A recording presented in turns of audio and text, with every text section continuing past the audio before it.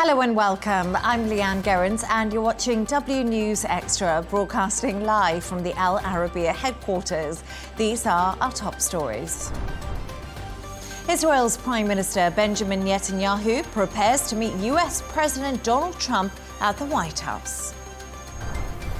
At least 91 people are dead in Texas after flash flooding engulfs the state. And an Australian woman has been found guilty of killing her estranged husband's relatives after she cooked them a beef Wellington with death cap mushrooms.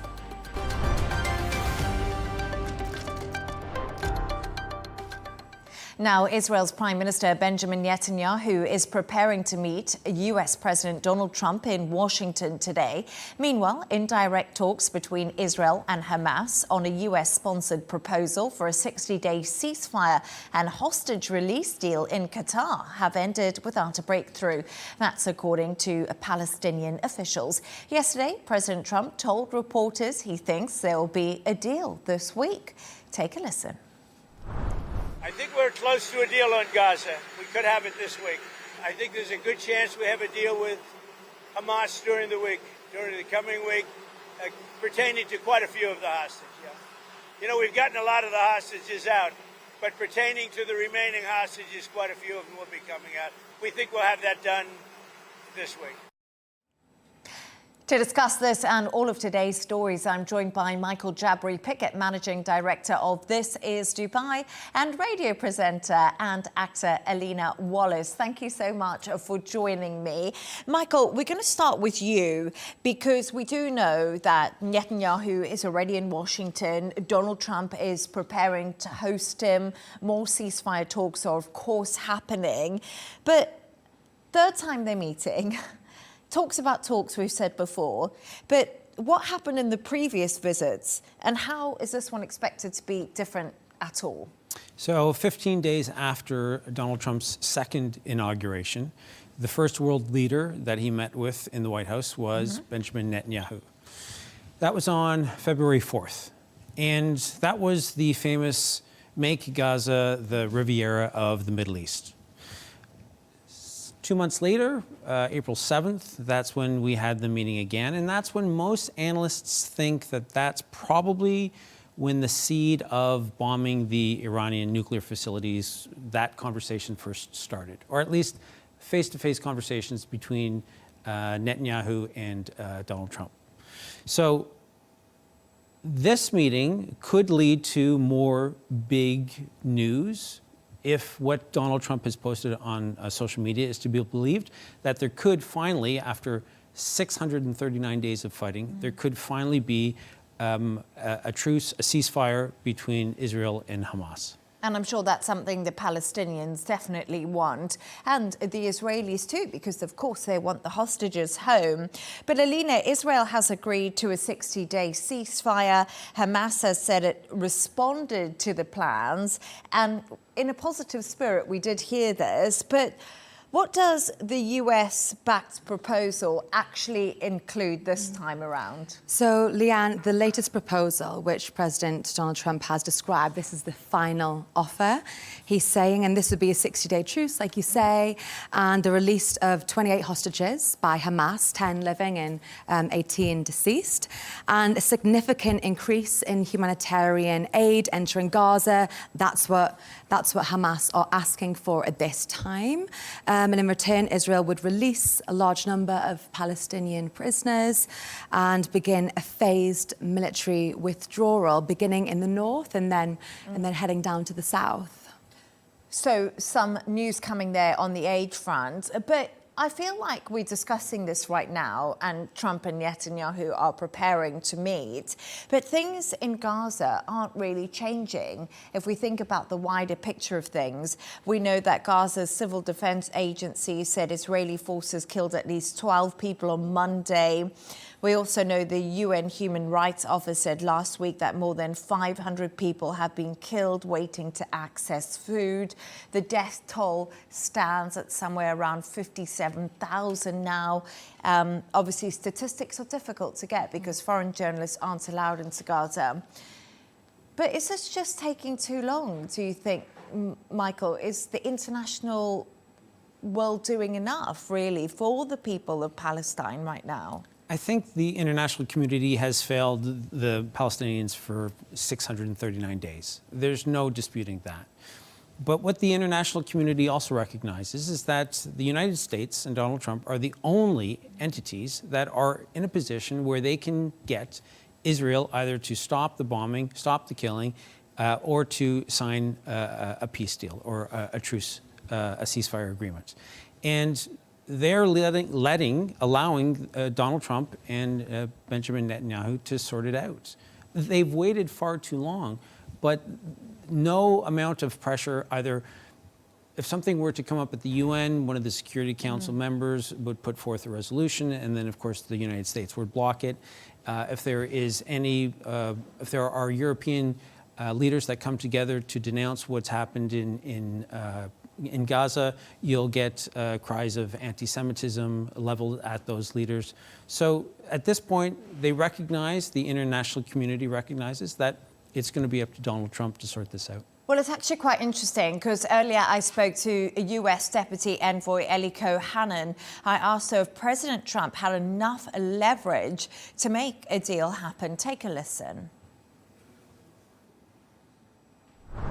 The situation is complicated. I do think that President Trump is the only world leader who will be able to bring an end to this conflict. And also, I would be remiss if I don't mention that I think part of what's going to happen today between President Trump and Netanyahu is that they're going to take a victory lap. Let's remember that for so many years, we've seen world leaders wring their hands and try to figure out how they were going to deal with the threat of the Islamic Republic of Iran.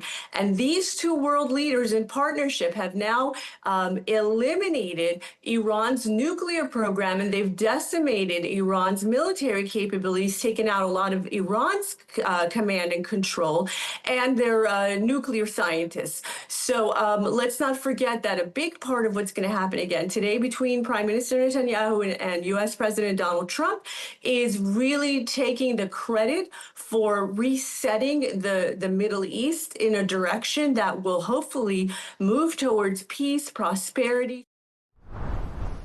So I thought it was really interesting what Ellie said. I'll put this to both of you. She obviously said they're meeting today at the White House, and it's really a chance for them to do a victory lap because they've had success with the US-Israeli strikes in Iran and resetting the Middle East agenda in many ways.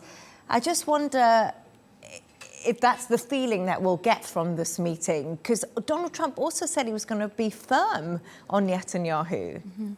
I mean, I think that's what we can absolutely hope for. That's what I think we'd want at this stage, you know, a ceasefire. I mean, there's no significant hurdles, but momentum is clearly building here. I guess we'll know more clarity in the next few hours, but right now, all we can do is hope for the outcome that we want at the ceasefire, you know? Yeah, absolutely. Yeah, I definitely think that it's interesting. We're talking about the diplomatic attempts, the international community and what they're doing and not doing. And here you have two men who have sizable egos, who are wanting to almost bask in the glory of what they're about to achieve. And as you said earlier, you've got 57,000 Palestinians who've been killed over the last, more than 18 months of fighting. And it really is a shame that this is the way that the world operates now. But you have to have both of these men working together to figure out the way forward and to also agree that it's in the best interests of both of them. They're not looking at what's best for the international community, what's best for the greatest number of people. Donald Trump is definitely looking at Benjamin Netanyahu as somebody who hopefully can bring him a victory and bring him some nice headlines. And I think Netanyahu has his own issues that he has to sort out. But I think you're right. When you talk about momentum, I think we kind of feel like something is about to happen soon.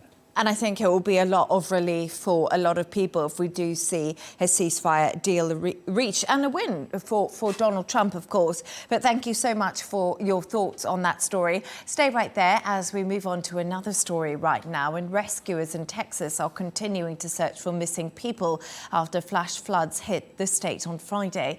At least 91 people have been confirmed dead and 41 are missing. Most of the fatalities were in Kerr County, where a riverside Christian girls' camp was swept away. Texas Governor Greg Abbott said authorities would stop at nothing to ensure every missing person was found. Eyewitnesses have also been speaking about the devastating floods. Take a listen. Next day, we know this family, the couple, were missing in their 70s, and waited for the road to clear. On the 5th, we came and we searched about 10 miles. We found 2 bodies, a little girl and a little boy. And then we finally came up here and we found the dad that we were looking for. And today we came back because we haven't found the wife. And we believe she's still here in the area. And so we had a great group of people show up, about 40 to 50 volunteers, just looking through rummage and digging up as much as we can. Went out that morning and tried to find neighbors. Heart of the Hills camp, which is my next door neighbor, was literally gone. The owner of Heart of the Hills camp lost her life in the flood. My other friend and neighbor at Mystic, Mr. Eastman, Dick Eastman, passed away at the heart of the activity. So it's really been, I don't think the impact is set on the people that live here yet.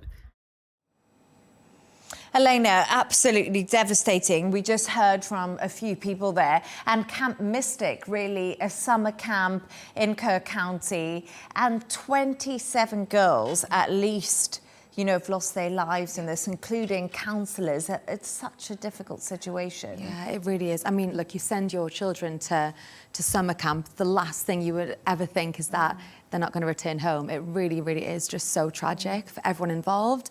In the early hours of Friday morning, the river rose 26 feet in just 45 minutes. You know, in the very early hours of the morning, some of the bodies of these young girls were found 8 miles away from Camp Mystique, which is just, you know, horrifying what that journey would look like for those girls in the final moments of their lives. Just really, like we say, the stuff nightmares are made of. And just at this time, just praying for the young girls who were lost, the counsellors, the director of the camp as well. He lost his life in these floods, and their families at this time, just thinking of them, because this is just beyond devastating. And it's also just the agony of waiting for the news, right? Because I think it's been around 72 hours since the flood happened, and it's just that really difficult time. It's really tragic, as you did say, yeah, and thoughts with all those parents. But it's a really difficult area at the moment for cleanup operation because, of course, more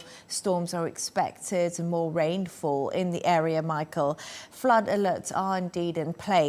But Senator Ted Cruz has been speaking to reporters today, hasn't he? I thought he seemed really visibly upset.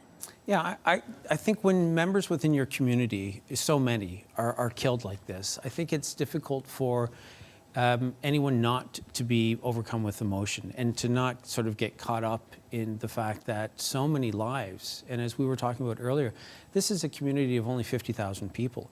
And although a lot of the people who were at the camp were from, Houston or Austin or from Dallas, this is a community that is going to be feeling this for generations. And so many people will have known others who were more immediately impacted by the floods. I just feel like now we start seeing the pictures, right? Now we're going to start seeing the reality of who these people were, because sometimes we can almost be desensitized to a number. And I think once the pictures start coming out, then we really start getting the truth about who these people were. But there's also been a lot of criticism that not enough was done, that people are kind of taken by surprise by these flash floods. Yeah. And I wonder if a lot of families would be thinking, could have more been done? Were we warned enough? Was there enough in place? I mean, we were talking about this off air, weren't we, just before maybe because it was in the early hours of the morning, people could have slept through alarms, people could have slept through phones being, ringing, and just slept through the alarms and the warning signals that they had. I guess at this point it's hard to kind of know until we start speaking to the survivors of this tragedy. And that's the thing, isn't it? Michael, we start talking about funding on a federal level, funding on a national level. We start seeing criticism of the government. Do you think this is the right time for that to be happening? So I think it's always the right time to ask difficult questions. And I know that the journalistic, cynical side of me is going to say something that might not necessarily be the most sensitive, but there is a rhythm to, I'll say, American tragedies. And certainly people want to, and I understand it at this point, they are in a search rescue mode. Soon it'll be probably search and discover mode. But, officials are not comfortable when they're looking for people who may still be alive. They don't want to stand up and then start pointing fingers or having those awkward conversations about who is to blame. And that's, when you're in a free press, as they are in the States, you're allowed to ask those incredibly awkward questions at any time, and they should be. And I'm sure that this will go on for weeks and months trying to investigate what happened. So Caroline Levitt was actually asked about this topic we're discussing, the funding cuts. Was enough warning given to the people in the area of Texas that was hit with this flash flooding? And she just said it was a depraved lie. She came up really strong against it. The US president has come under fire, and we know that over cuts to the National Weather Service as part of Elon Musk's Doge efforts. But I mean, natural disasters happen. That's something that it's out of our hands a lot of the time, isn't it? Yeah, and I think Donald Trump made that quite clear, didn't he? Yeah. Man against nature. It's one of those things we're never going to win, are we? No. Donald Trump is expected to head down there on Friday to speak to the people who we lost as families and to meet with officials. And I think Friday will probably be scheduled so we can let the task force get their work underway and then not disrupt that so much. I think that's normally the thinking, because people will be asking, why is he going on Friday, not going straight away? So that will be another criticism that he'll obviously face. Yeah, and I think when you have a large liberal press and you have a conservative president, I think you're always going to experience those tensions. There was a piece in Politico in May where they had spoken to 5 former directors of the National Weather Service. And they said that with the Doge layoffs and the buyout options, that there were about 250 staff members of the service who left, and that in the months after they also had about another 300. So definitely the National Weather Service is dealing with fewer staff. That can't be denied. Now, they are considered the first line of defense. And there's also reports that about 20% fewer weather balloons have been put up. So maybe there would be some indication that some of the information could have gotten out maybe a little bit sooner. But to your point earlier, when messages were sent out by text, it was early in the morning. People might have slept through them. Also, that part of Texas is known as Flash Flood Alley. And so people become desensitized to it. And because it was an unprecedented amount of water in such a short period of time, I think people become, well, it's not going to be that bad. And there will be a lot of time for investigation. But right now, I think that there is a lot of finger pointing. I don't know that even people within the community, though, they've said that they're not comfortable yet pointing fingers at any federal or state or local entity where they might have dropped the ball, because the messages were getting out. People just might not have been reading them or heeding them. And as you did say, it's just tragic situation. You know, you send your daughters off to summer camp. You never expect anything like this. We know 91 lives have been lost, and Donald Trump will be visiting Texas on Friday. Thank you both so much for your thoughts on that story. But let's move on now. And an Australian woman has been found guilty of killing her estranged husband's relatives after she cooked them a beef Wellington with death cap mushrooms. She was also found guilty of attempting to murder a fourth person. Erin Patterson had pleaded not guilty, claiming that the poisonings were accidental. Camille Nedelec has more. A place to host that became a place to kill. This is where Erin Patterson deliberately served beef Wellington laced with poisonous mushrooms, a court has ruled. Her defence lawyer said nothing as he left the court, but one of her friends was visibly upset. Hello. How are you feeling? I'm saddened, and it is what it is. Thank you. Did you have a chance to talk to Erin, though? No. Do you think that Erin was capable of something like this? Patterson was the only witness for her defence. She said she had a loving relationship with her in-laws and that the fatal lunch served in July 2023 was an accident. After eating the individual servings of beef Wellington, Patterson's mother-in-law, Gail Patterson, and father-in-law, Donald Patterson, and Gail's sister, Heather Wilkinson, all fell ill and died. Heather's husband, Ian Wilkinson, was also at the lunch and was left in a coma for several weeks. Patterson said she hadn't died because of an eating disorder, but Wilkinson said he remembered she had served her own food on a different coloured plate than everyone else. Patterson was unable to explain how the deadly mushrooms ended up in the meal, first claiming she had got them from a local supermarket before saying she had got them from an Asian shop, then claiming she had foraged for them, but wasn't sure. The case has gripped the country and drawn the world's media to the small town of Morwell, where local residents have also been following the trial. Many things were said where I did think, oh my goodness, I think she's done this. And either way, there are no winners. There are no winners in this. You know, everyone has suffered. Now the case is over, local authorities are calling for a return to normality. I think it's very important that we remember that we've had three people. 3 people have died, and we've had a person that nearly died and was seriously injured as a result, and that has led to these charges. I ask that we acknowledge those people and not forget them. I ask also that the Patterson family and Wilkinson family have asked for privacy during this time, and I ask that the media please respect that. Patterson will be sentenced at a later date when the court will assess why she did what she did. She could face a life sentence. Camille Nedelec, Arabiya. Michael, beef Wellington for dinner? No, let's be serious. This case has completely captured the entire world. You know, sometimes I think it's been such a sort of outrageous murder, you know, a poisoning, a beef Wellington, that we don't actually realise that 3 people have lost their life. She is essentially a mass murderer. She is, absolutely. And this is the reality, you know, killed 3 people, attempted murder of a 4th, but also, you know, she is the mother of 2 children. And you could argue that while those lives have not been destroyed, thankfully, they're going to have issues that they're going to have to deal with as well. And because it is a small Australian town, you have a town that's probably going to have to go through a healing process as well.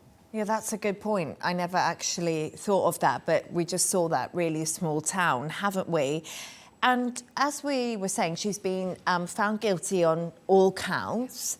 What do we know about the sentencing and how long, you know, Erin Patterson could possibly spend behind bars? So, Leigh-Ann, this sentencing is still yet to be scheduled, but she is looking at possibly decades, maybe life in prison. And I think a lot of people would be glad to hear that, you know, that she's going to be behind bars, because she's obviously, you know, an extraordinarily dangerous person. Just to sit down there and serve people, a dinner and just happily watch them eat it, in front of you, knowing what their fate is going to be is just evil on a different level, I think you're right. It's so premeditated, isn't it? And even when it came to the different colour plates that it was served on, and she went to quite a lot of effort to get these death cap mushrooms, we now find out. And it just seems to be a whole series of events. And she was kind of, in some ways, unlucky because the fourth person fell sick but survived and then sort of rang the whistle in many ways. Yeah, it's a case that's captivated, as we talked about earlier, large sections of the world. There are podcasts about it. I've listened to a couple of them. One is called A Deadly Marriage. The other is called Mushroom Lunch Murders. So they've sensationalized it. And you know that it is the fodder for a Netflix series at some point. But it is also, it focuses attention on, these small town communities where you are in a position where you trust so many other people. You traditionally might not lock your doors. You might feel incredibly safe. And yet it comes down to a family member who, unfortunately, thought she had no other way out of an awkward situation. And she went to one extreme after the other, where it was the research, as you said, into the mushrooms, and then the backstory about the cancer, not having the cancer, and then inviting the relatives over. Her ex-husband was fortunate enough that he backed out at the last minute. There were so many moments where it felt like a sane person might have said, "Oh, I've gone too far. I need to stop." And yet that didn't happen in this case. Well, her ex-husband, his intuition was, working for him that day, wasn't it? It was phenomenal because he was invited, but last minute just pulled out.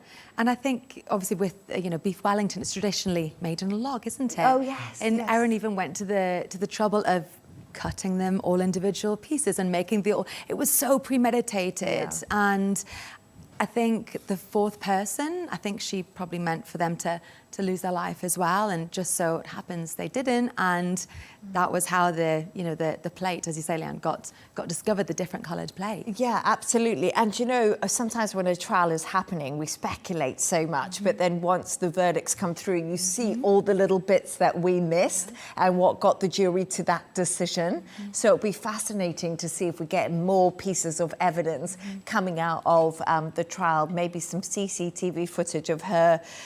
I've seen some stuff of her going to a hospital, then leaving. So she did some suspicious stuff, and it will be interesting to see over the weeks what comes out, and of course, how long she's sentenced for. And Michael, I hope you're still listening to those podcasts. And let's move on to another story now. Officials at Wimbledon have been forced to apologise after a technical glitch involving their new line calling technology. It happened during a match between Sonia Kartel and Anastasia Povalenchova, who accused match officials of British bias and claimed the game was stolen from her when the new electronic system didn't call out Kartel's long ball. Today, the All England club said they had removed the ability for Hawkeye operators to manually deactivate the ball tracking after the weekend's events. Wow, I'm going to say something. This has been controversy on another level at the All England club. There's been no manners whatsoever. They've all been fighting about this. So this is the first time, of course, Wimbledon are using this new AI technology over, the traditional humans. So robots are taking over, loads of people are saying. What more can you tell us? Yeah, so look, this is called Live Electronic Line Calling Technology, ELC, and it's a system that's already been successfully used at tournaments like the Dubai Open, like the Australian Open as well. But with new systems, of course, we're always going to fine teething issues and all the rest Technology? of it. Of course. Even when you get a new phone, you struggle for a little bit, don't you? So Wimbledon have now confirmed that during the match between these players, the ELC system was mistakenly deactivated at one side of the court for an entire game. And in that period, 3 line calls, they were missed. And 2 were made manually by the chair umpire, who wasn't aware of the system being offline. And after the 3rd missed the call, the umpire paused the match and consulted with the review official, and the point was then replayed following the protocol. And that was a really interesting point to be replayed, because that point in the game is she could have, Anastasia could have actually won that point, and then she would have gone and won the set, and then she would have gone into the second set. Instead, they had to replay that point. She lost it. She then lost the game, and it went to a tie break. So it came out a far more drawn-out period than she would have wished to have happened. But, Michael, you know, this kind of technology has been interesting, because I've been watching Wimbledon all weekend, because I obviously have no life, but and I love it. But it's interesting, because I thought when I watched that match and saw that incident happen, the frustration and the anger at the chair umpire, and then Jack Draper, British tennis player, knocked out really early on, blamed the AI technology system. Emma Raducanu knocked out, blamed the technology system. And then yesterday I was watching Cameron Norrie play his match against Jarry, and the umpire was just getting, I've never seen abuse like it. So is technology good, or, I mean, are these tennis players just going nuts because they're so frustrated by it? So technology is good, but I do think that in the heat of competition, some of the best referees, umpires that I've worked with, when I've played, and I haven't played at a professional level, but you still become competitive, and you still get involved, and you still get worked up. And you know this because we've talked about your competitive spirit. But horrendous on a tennis court. I'm horrendous. But when you have somebody who's so good and they can listen to you, and you can yell and swear, and you can get your point across, and they stand there and they take it, and then they say, I hear you, but I think you're wrong. I'm in charge. We're going to go with what I decided. There is almost a resolution that's captured within the moment. And most people, as somebody who's worked at many companies, when I've had colleagues who have become frustrated, one of the biggest issues is they want to be validated. They want to be heard. They don't need you to go with what they want. They just need you to hear their concerns. And in this instance, when the players are being overruled by technology, they're not in a position where they have that outlet where they can vent. And I wonder if that, in this tournament, led to the great number of tantrums, as you said. Yeah, I felt that there was people just going a little bit wild after one call, and they were kind of like, it became the momentum that was throwing them off their game in some ways. Yeah. I mean, it's maybe been a conversation that the tennis players and the coaches have been having, you know, behind the scenes and on the lead up to Wimbledon. It's obviously been something that they've known was going to be brought forward, and they're obviously not a fan of it. You know, like you say, they work so hard for this moment, you know, and then it's finally here, and you're arguing against essentially a really clever wall. Yeah, you know, and is the clever wall going to be able to you know, back chat you and give you that argument and that conversation that you want to be getting into? Not that I condone the tantrums at all, of the diva mentality, but the frustration for the sports people here, I can completely empathise with it. But then another final thought on this is, if it wasn't for all this technology, the stats are amazing. You know, if we look at all this AI technology that's come out in tennis now, there's performance analysis, training wearable devices, video analysis, game strategy and tactics analysis, statistical support now for all these tennis players. So yeah, they can fight against a brick wall, and it is annoying. But in the other side of it, they're getting so much knowledge about their opponents now, and they have so much, you know, ability to analyse everything, that it's really, I think, going to change the sport from what we know. I also wonder if the tantrums, were they this weekend any different than, say, 20 years ago? And I say that because I wonder if over the past 2 decades, we have come to expect less personality from players. And so when there is a John McEnroe type explosion, it catches us off guard. Can I tell you what? I don't know if it's just Gen Z, but they don't handle being told no very well. And I said that, please don't hate me for that. But, you know, I think the old gentleman tennis player was told no, and they were like, okay, fine. But I just mentioned, there's John McEnroe. He definitely did not take no well. Yeah. The other, Jimmy Connors, yeah. the other American, he definitely did not take Nick disagreements Kyrgios well. would be the more modern one. And so these are players who, back in the day, they were praised at times because of their personality, because of their outburst. Now, when you get it, it's a tantrum. And I don't know if it is, if you can equate them the way that I'm doing it. I don't know if it's a lot more complex than that. I don't know either. It just seems to me to be frustration rather than a tantrum at the constant AI technical faults. It's a bit like me when I first get a mobile phone. It's just, you don't know what you're doing. It's pros and cons, though, isn't it? Yeah. Like you say, all the stats and all the, you know, the fabulousness that the AI and the technology is bringing.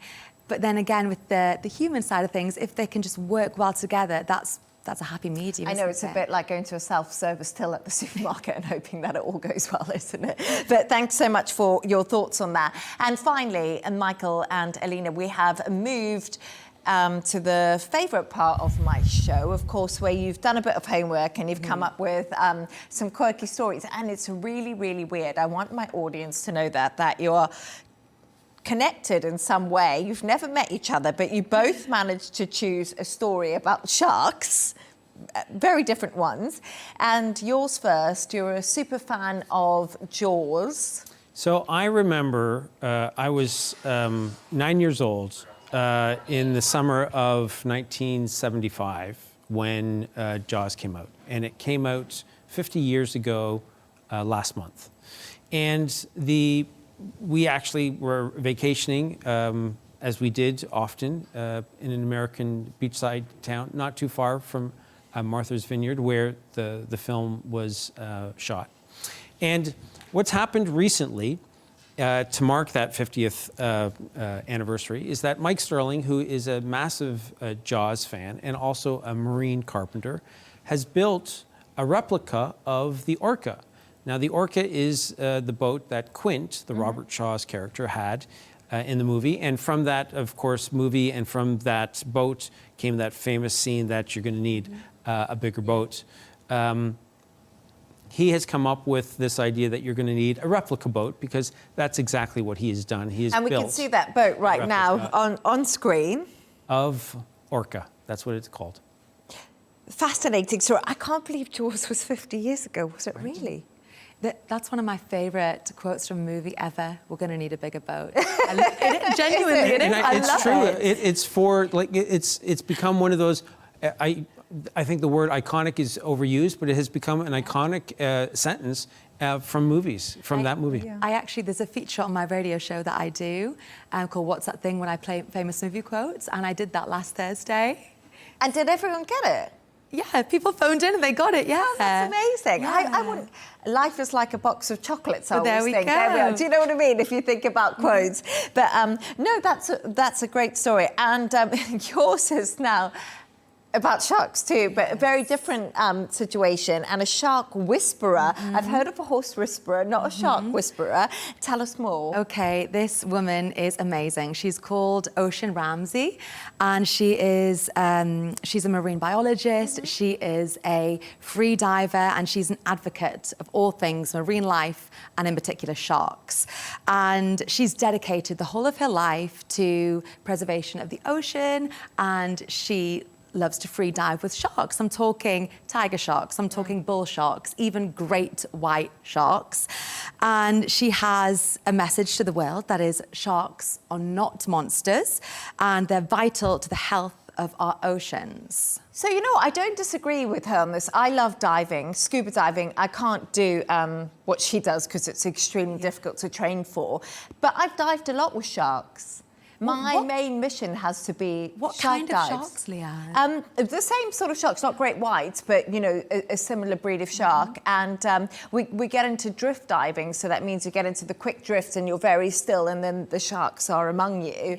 And I still think they're my favourite animal or ever to dive with. They're completely incredible. They're so beautiful. They're not aggressive. And I remember I went on a dive once at night and I saw baby sharks. And when I came up, I started crying. It was like the most beautiful thing I'd ever seen. They're magical and they're mystical. They're like dinosaurs under the water. Yeah. And what's so impressive about Ocean, she spearheaded and helped pass a landmark law in Hawaii back in 2022. And this means that the entanglement and killing of any sharks, alive or dead, in the state of Hawaii is now, you know, it's illegal. So she's doing such amazing work, and she has a documentary on Netflix that I insist you all watch. Yes, I will. It's called Shark Whisperer, and there is this scene in the Shark Whisperer when she is free diving with a 20-foot great white shark, and it was just unbelievable to see. Really, it's so impressive, and the work that she's doing. Yeah, it's a bit crazy diving with 20-foot great white sharks, but it's beautiful nonetheless. But I think to free dive, you have to be crazy. So maybe the free dive and the sharks go together. And there has been a big problem with sharks because obviously shark fin is a delicacy in some countries, and they've been hunted for their fins. So there has been a big drive to make sure that sharks are preserved in our oceans. But I don't think I'd be going for a great white free dive. You know, you've started off with the baby sharks, and you can definitely get to the great whites. No, I'm a scuba diver. We'll stay that way as long as we've got some oxygen on us. But thank you so much for the shark stories. I absolutely love it. And thanks to today's guest, Michael Jabri-Pickett, Managing Director of This Is Dubai, and radio presenter and actor Alana Wallace. And that's all from us on W News Extra. Don't forget to subscribe to our YouTube channel and, of course, follow us on X. GNT is coming up with Tom Berger's What's Next. Goodbye and thank you.